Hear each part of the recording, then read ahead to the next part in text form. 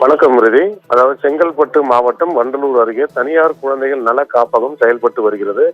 வண்டலூர் அருகே செயல்பட்டு வரும் குழந்தைகள் காப்பகத்தில் 18 சிறுமிகள் தங்கி படித்து வருவதாக கூறப்படுகிறது. இந்த விடுதியின் உரிமையாளர் அருள்தாஸ் மற்றும் அவரது மகள் பிரியா ஆகியோர் விடுதியை நடத்தி வந்துள்ளனர். விடுதியில் மாவட்ட குழந்தை நல அலுவலர்கள் ஆய்வு சென்றபோது சிறுமிகள் பல்வேறு புகார்களை அளித்துள்ளனர். அதாவது சிறுமிகள் அளித்த புகாரில் காப்பக உரிமையாளரின் ஓட்டுநர் பழனி சிறுமிகளுக்கு பாலியல் தொல்லை அளித்ததாக குற்றச்சாட்டு எழுந்துள்ளது. இது தொடர்பாக பாதிக்கப்பட்ட சிறுமிகள் செங்கல்பட்டு மாவட்ட குழந்தைகள் நல அலுவலரிடம் புகார் அளித்துள்ளனர்.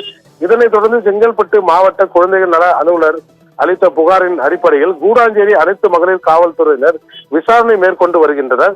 காவல்துறையினர் முதற்கட்ட விசாரணையில் அடிப்படையில் உரிமையாளர் அருள்தாஸ் மற்றும் அவரது மகள் பிரியா ஆகியோரை கைது செய்து உள்ளனர்.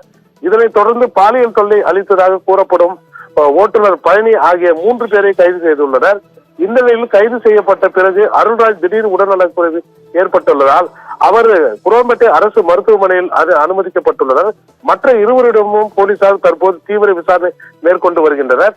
சென்னை புறநகர் பகுதியில் குழந்தைகள் காப்பகத்தில் 18 சிறுமிகளுக்கு பாலியல் தொல்லை கொடுத்ததாக புகார் எழுந்திருக்கும் சம்பவம் பகுதியில் பெரும் அதிர்ச்சியை ஏற்படுத்தியுள்ளது.